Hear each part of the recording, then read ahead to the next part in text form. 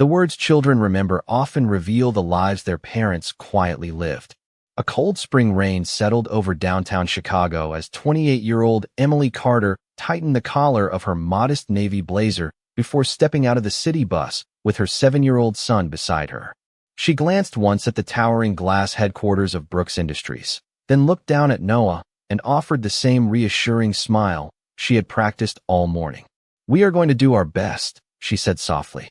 Noah smiled back, holding her hand a little tighter as they hurried beneath one umbrella toward the entrance. Emily had called every babysitter she knew the night before, but each one had already been booked. Missing the interview was not an option. It had taken nearly 4 months of applications, temporary jobs, late-night online courses, and countless rejection emails before she finally received this opportunity. She could not afford to let it disappear because life refused to cooperate. As they entered the bright lobby, warm air replaced the chilly rain outside. The polished marble floor reflected towering glass walls that overlooked the city skyline, while employees crossed the lobby carrying laptops, coffee cups, and meeting folders. Emily quietly apologized to the receptionist for bringing Noah. "I understand this is unusual," she said. "He has books and headphones. He will stay seated and will not disturb anyone." The receptionist smiled kindly after checking the schedule. "Do not worry.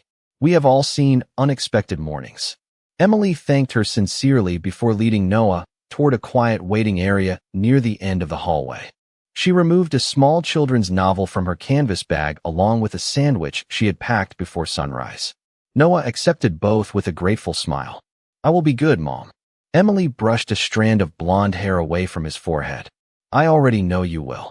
While she reviewed her resume one final time, Noah looked around the spacious lobby with quiet curiosity. He watched people greeting one another politely, holding doors open, and helping visitors find elevators. After several minutes, he leaned closer to his mother and whispered, "Mom, this place is really busy." Emily nodded while checking the time. "It is." Noah looked back toward the employees crossing the lobby. "You always say good people make room for someone who is trying. Maybe they will make room for you today, too." Emily smiled without looking up from her resume. "I hope so." Neither of them noticed that a tall man had just stepped out of the executive conference room only a short distance away. Daniel Brooks had spent the entire morning discussing expansion plans with senior executives and investors. As he walked toward the elevators, one simple sentence spoken by a child stopped him in the middle of the hallway. He slowly turned his head toward the waiting area. Noah had already returned to reading his book, completely unaware that anyone had heard him. Daniel remained still, his expression changing almost imperceptibly as the words echoed through memories he had carried for more than 25 years. They were not merely similar to something he had once heard. They were identical. On a rainy afternoon long ago, when he had been a discouraged teenager standing outside his very first failed job interview, a kind stranger had smiled and told him those exact words before quietly changing the direction of his life. Daniel had never forgotten the sentence, and until this moment he had never heard another person speak it again. Daniel remained standing in the hallway long after the surrounding conversations resumed. Executives continued discussing schedules, assistants answered phone calls, and elevator doors opened and closed with quiet precision, yet every sound around him seemed strangely distant. The simple sentence spoken by the little boy had carried him back more than 25 years to a rainy afternoon outside a small hardware store on the south side of Chicago. He had been 17, discouraged after another employer politely explained that they needed someone with more experience. Standing beneath a leaking bus stop shelter, he remembered wondering how anyone could gain experience if no one was willing to give them a chance. A woman carrying grocery bags had stopped beside him and noticed the disappointment on his face. She smiled with quiet kindness before saying, "Good people always make room for someone who is trying."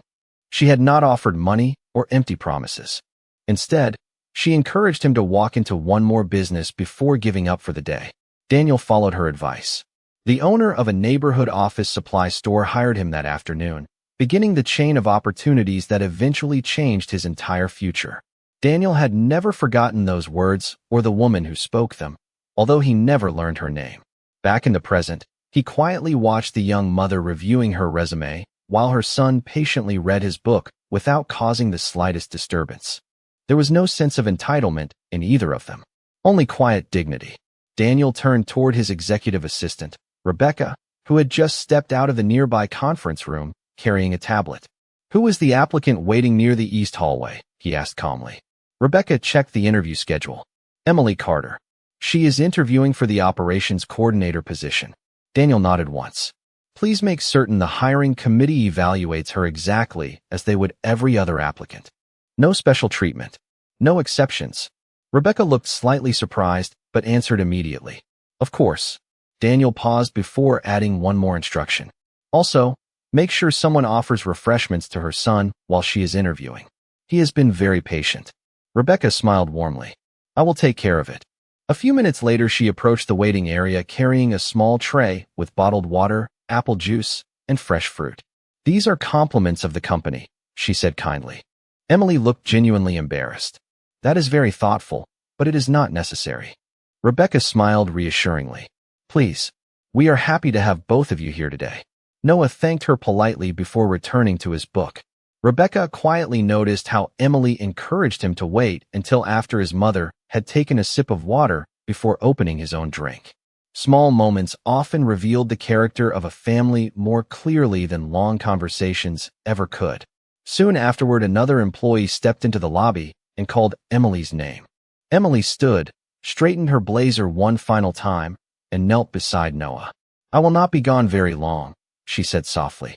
"Stay right here, keep reading, and if you need anything, ask the receptionist." Noah nodded confidently. "Do your best, Mom. That is what matters." Emily smiled before following the employee toward the interview rooms.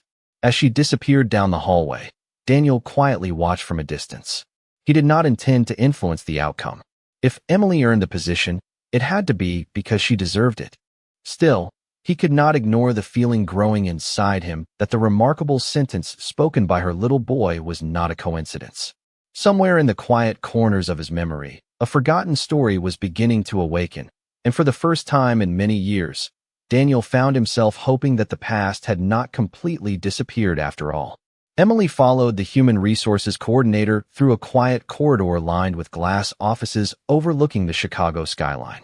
Every step reminded her how much depended on the next hour, yet she refused to let anxiety replace preparation. Months of temporary jobs had taught her that confidence did not come from certainty. It came from showing up ready, even when life felt unpredictable. As the conference room door opened, 3 interview panel members greeted her with professional smiles and invited her to take a seat. Emily thanked each of them before placing her neatly organized resume, portfolio, and notebook on the table. She noticed the fresh coffee, the carefully arranged folders, and the sunlight streaming across the polished wood, but she kept her attention focused on the conversation rather than the impressive surroundings. The interview began with questions about project coordination, scheduling, customer communication, and solving unexpected workplace challenges. Emily answered thoughtfully, drawing from years of balancing part-time positions in retail, administrative support, and community programs. She explained how limited resources had taught her to prioritize carefully, communicate honestly, and remain calm when plans changed without warning. She never mentioned the financial hardships she faced or the sacrifices required to raise Noah alone. She simply described the skills she had developed and the value she hoped to bring to the company. The panel members exchanged occasional notes while listening closely. Meanwhile, Noah remained exactly where his mother had asked him to stay. Sitting quietly in the waiting area with his book open across his lap, he occasionally looked toward the hallway before returning to his story. Rebecca stopped by once more to ask whether he needed anything. Noah smiled politely. "Thank you, but I am fine. My mom says people are busy helping everyone today." Rebecca found herself smiling as she walked away. Through a secure internal observation screen located inside his executive office, Daniel watched portions of the interview without hearing every word. He had specifically instructed the technology team to display only the conference room video, refusing any private audio beyond the official interview recording available to the hiring committee. He wanted only to observe Emily's professionalism, never to influence the evaluation. Even without hearing every answer, her body language spoke clearly. She maintained steady eye contact, listened before responding, and treated every question with respect rather than defensiveness. When one interviewer presented a difficult scenario involving conflicting deadlines and limited staff, Emily paused briefly before outlining a practical solution that balanced organization, communication, and accountability. There was nothing dramatic about her response. It simply reflected experience earned through persistence. Daniel quietly recognized something else as well. She carried herself with the same quiet dignity he remembered from the woman who had once encouraged a discouraged teenager outside a small neighborhood business decades earlier. After the interview concluded, the panel thanked Emily for her time and explained that all applicants would receive a decision after the evaluation process was complete.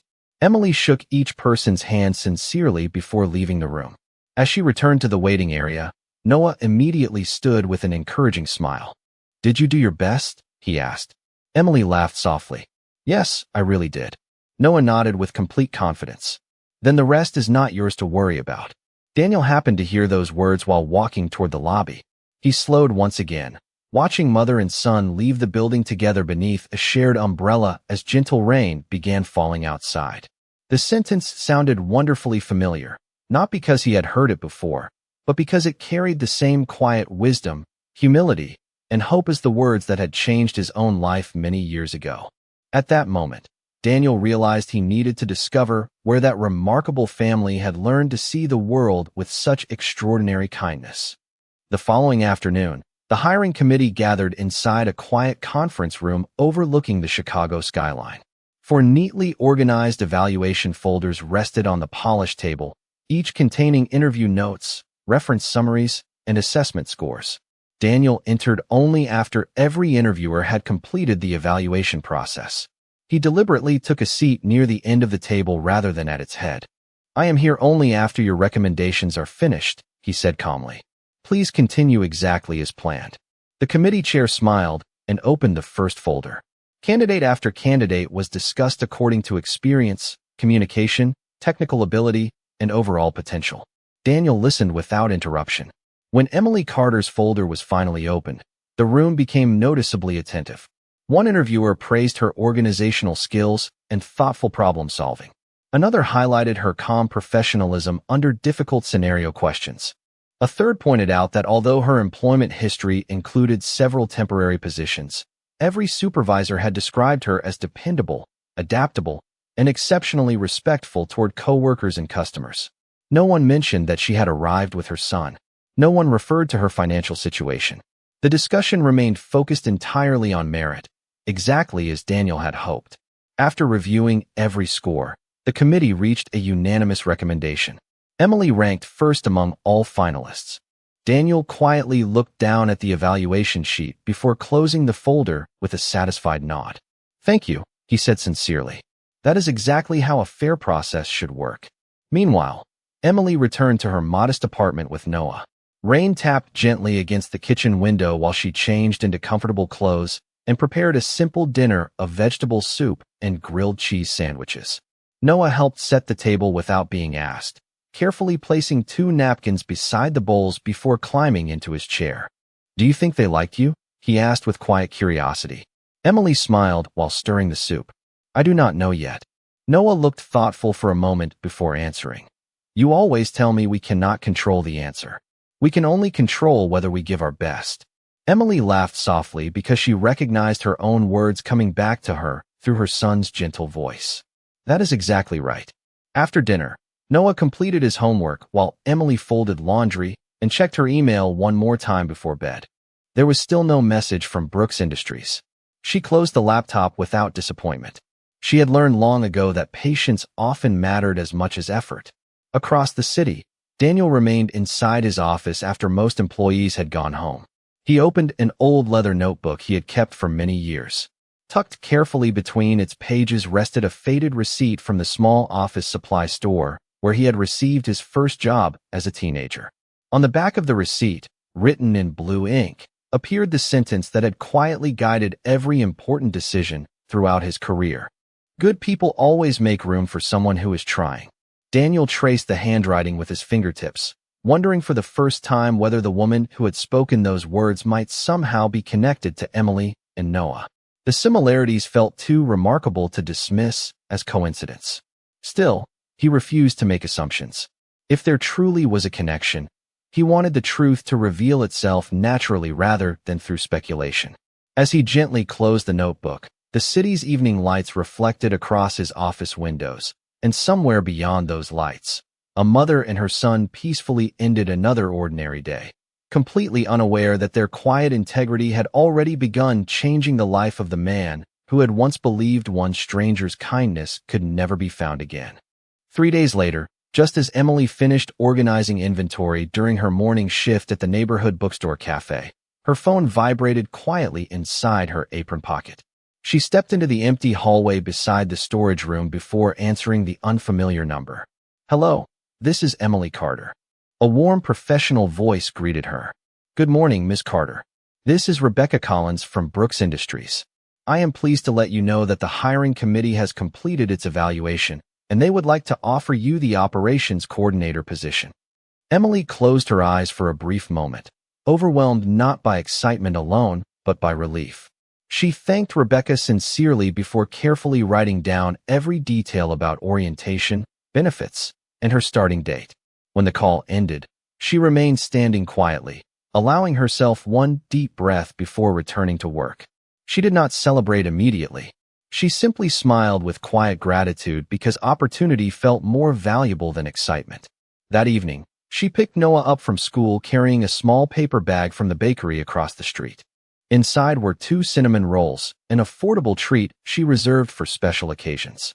As they sat together on a wooden bench overlooking a neighborhood park, Emily shared the news. Noah's eyes became wide with happiness. "You got the job?" Emily nodded. "I did." Noah wrapped his arms around her without saying another word. After a long moment, he looked up and smiled. "I told you they would make room for someone who was trying." Emily laughed gently, brushing a strand of blonde hair away from his forehead. "You reminded me to believe that before I walked inside." Across the city, Daniel reviewed the final hiring documents before signing the official approval.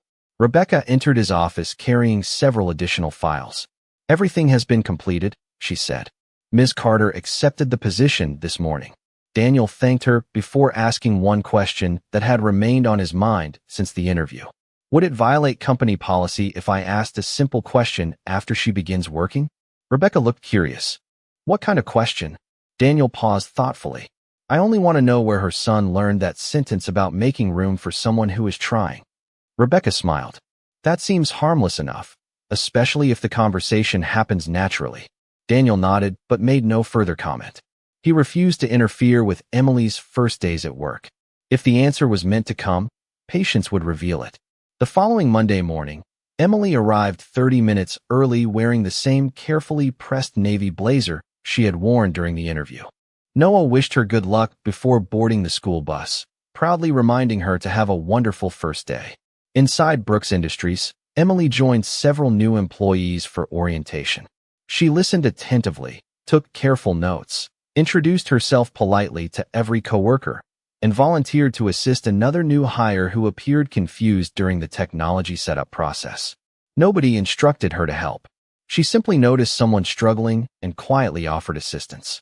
From the upper-level glass corridor overlooking the training center, Daniel happened to witness the small interaction while walking toward another meeting. He stopped for only a few seconds before continuing down the hallway with a thoughtful smile. Once again, the young mother had chosen kindness when nobody expected it and nobody was watching. At that moment, Daniel became more convinced than ever that extraordinary character rarely announced itself through grand gestures. More often, it appeared in ordinary moments that most people never noticed, and somehow Emily Carter seemed to carry those moments with effortless grace wherever she went. Several weeks passed, and Emily settled naturally into her new role without drawing attention to herself. She arrived early every morning, stayed organized, treated every coworker with respect, and quietly became the person others trusted whenever unexpected problems appeared. Her supervisors appreciated that she never looked for recognition. She simply believed that doing the right thing consistently mattered more than being noticed. Daniel observed the steady progress from a respectful distance. He never interfered with her assignments or asked managers to favor her. Instead, he occasionally reviewed performance reports like he did for every department, discovering that Emily's evaluations remained consistently excellent. One Friday afternoon, Brooks Industries hosted a family appreciation event for employees. Children laughed in the courtyard outside the headquarters while food trucks lined the plaza and local musicians played gentle acoustic music beneath bright spring sunshine. Emily almost declined the invitation because she worried Noah might feel out of place among so many executives and professionals. Noah quickly changed her mind. "You always tell me opportunities are meant to be shared," he said with an encouraging smile. "Maybe this is one of them." Emily laughed softly and agreed. During the event, Noah wandered through a science demonstration tent before stopping beside a community service exhibit sponsored by the company foundation. Daniel happened to be greeting volunteers nearby when he noticed the young boy studying a large display about mentoring students. Instead of approaching immediately, Daniel watched quietly as Noah read every poster with genuine curiosity. After a few minutes, Noah turned toward his mother and said, "Grandma used to tell you that helping one person can travel farther than we ever see, right?" Emily smiled warmly. She said kindness keeps walking long after the person who started it has gone home. Daniel felt his heart pause. Those words sounded even more familiar than the sentence he had first overheard in the company lobby.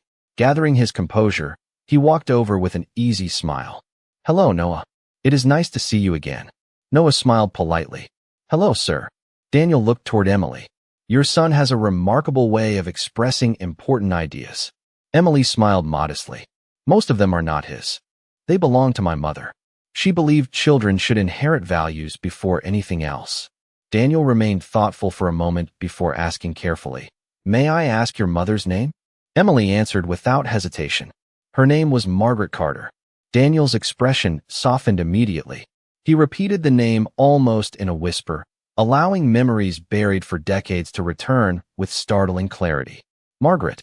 At last, the unknown woman from the rainy afternoon finally had a name.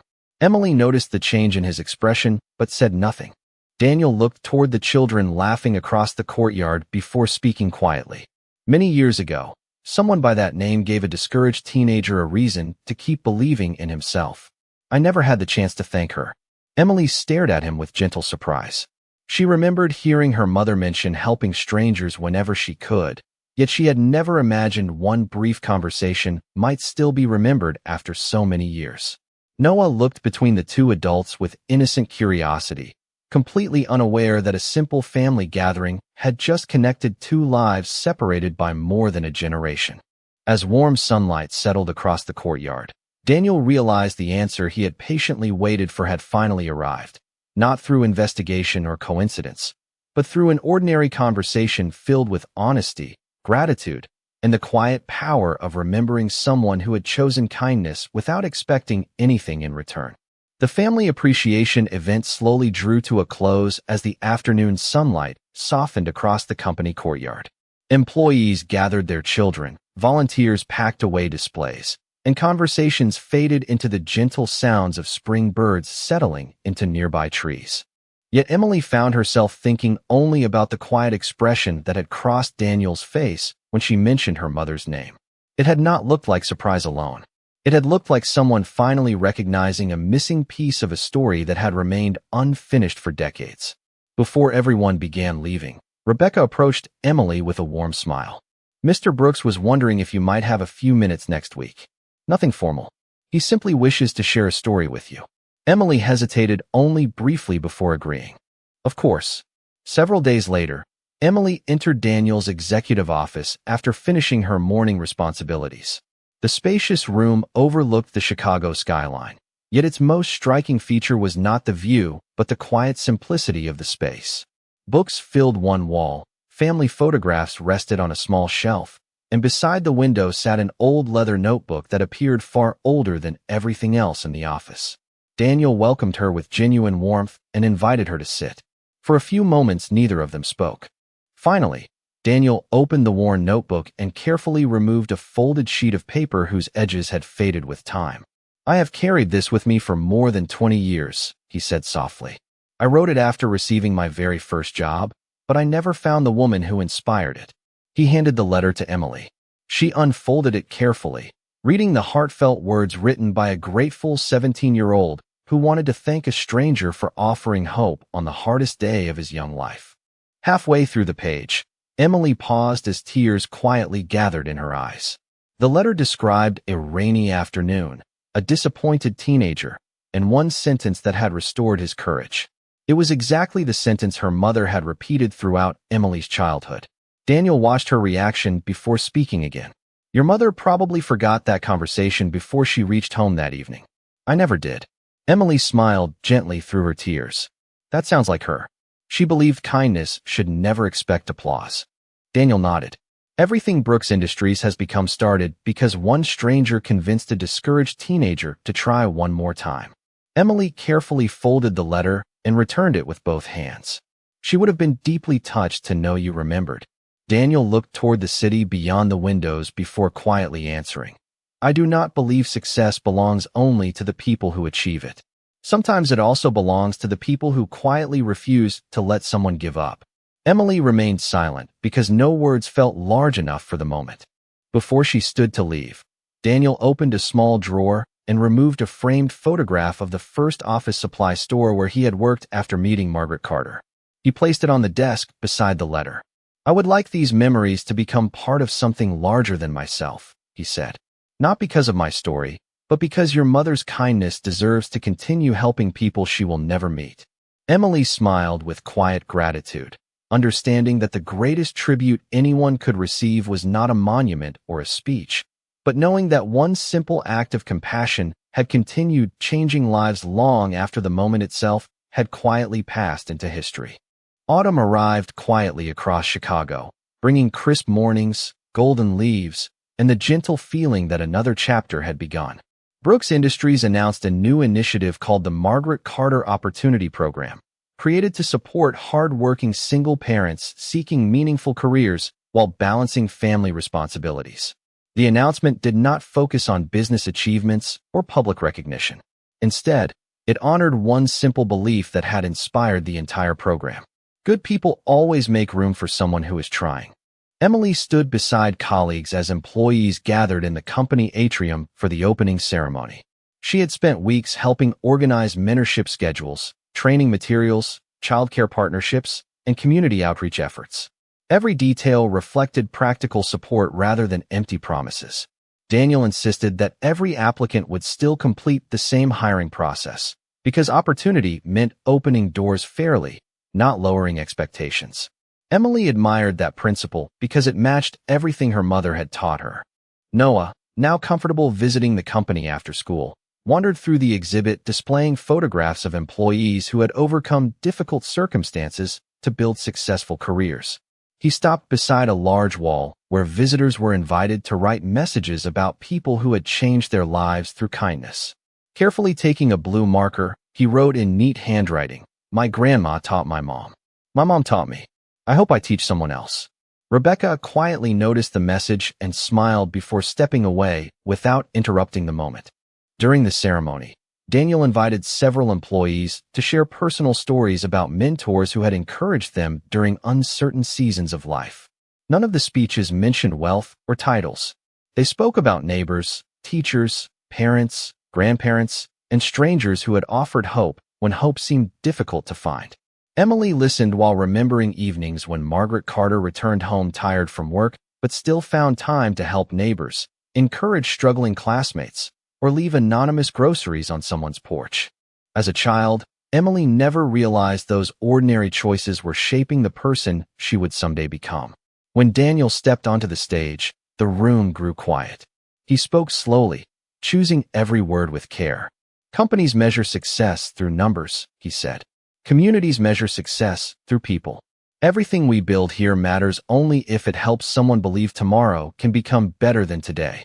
He then invited Emily to stand beside him, not as an example of charity, but as proof that determination and character deserve opportunity. Emily accepted the recognition with humble gratitude, reminding everyone that countless parents quietly worked hard every day without expecting applause. After the ceremony ended, employees and families gathered for lunch in the courtyard beneath brilliant autumn sunshine. Children laughed together while volunteers distributed books donated to local schools. Noah proudly selected one for himself before choosing another to place in the community donation box. Emily asked why he wanted to give away the second book. Noah shrugged gently. Maybe another kid needs a good story today more than I do.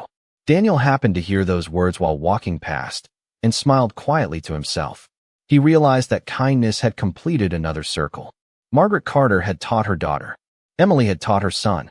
Now Noah was already passing those same values forward without realizing it. As warm sunlight settled across the courtyard and colorful leaves drifted gently through the air, everyone present witnessed something far greater than the launch of a new program. They witnessed the quiet continuation of a legacy built not by wealth or influence, but by ordinary people who believed that one small act of compassion could keep traveling long after the hands that first offered it had gently let go. 1 year later, the Margaret Carter Opportunity Program had become one of the most respected community partnerships in Chicago, not because it promised easy success, but because it offered honest opportunity to people willing to work for a better future. Hundreds of single parents had completed training, dozens had found meaningful careers, and countless children had watched their mothers and fathers walk through doors that once seemed permanently closed. Emily continued serving as the program coordinator with the same quiet humility that had impressed everyone on her very first interview day. She still arrived early, greeted every visitor by name, and reminded each applicant that dignity was never measured by circumstances. Daniel remained actively involved, yet he preferred standing behind the scenes rather than in front of cameras. Whenever reporters praised the program, he gently redirected every compliment toward the employees, volunteers, and families who had transformed kindness into daily action. One bright spring morning, Brooks Industries welcomed its newest group of participants.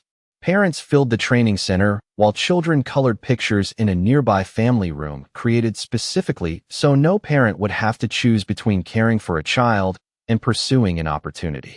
Emily watched the families arrive with quiet gratitude, remembering the rainy morning when she had nervously walked through the same building holding Noah's hand. So much had changed, yet the feeling inside her remained exactly the same. She still believed every person deserved to be treated with respect before they had earned a title. During the opening ceremony, Daniel invited Noah to stand beside him for a brief welcome. Now 8 years old, Noah smiled confidently before looking across the room, filled with hopeful faces. He took a slow breath and spoke with the same gentle sincerity that had surprised a CEO 1 year earlier. My mom taught me that good people always make room for someone who is trying. My grandma taught my mom. Today I hope all of us remember to become that kind of person for somebody else. The room became wonderfully quiet before warm applause slowly filled the hall. Emily felt tears gather once again, not because of sadness, but because she recognized her mother's voice living peacefully through another generation. After the ceremony ended, families explored the training center while children laughed together beneath colorful banners celebrating hope, perseverance, and community.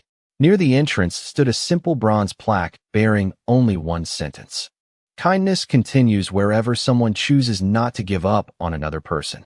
Visitors paused to read the words before quietly moving forward. Later that evening, Emily, Noah, and Daniel stood outside the building watching the last families leave beneath a glowing sunset. The city lights gradually appeared as another ordinary day came to an end. Daniel smiled gently before saying, "Your mother changed one life without ever knowing where that kindness would lead." Emily looked toward Noah before answering softly, "Maybe that is how the best things in life always begin." Noah slipped his small hand into his mother's as they started walking home together. Behind them, the lights inside Brooks Industries remained shining, welcoming tomorrow's families with the same quiet promise that had once changed the course of a discouraged teenager's future. Some people leave behind wealth. Others leave behind buildings or awards. Margaret Carter left behind something far greater. She left behind a sentence that became a belief that became a family tradition, and a family tradition that became hope for countless strangers.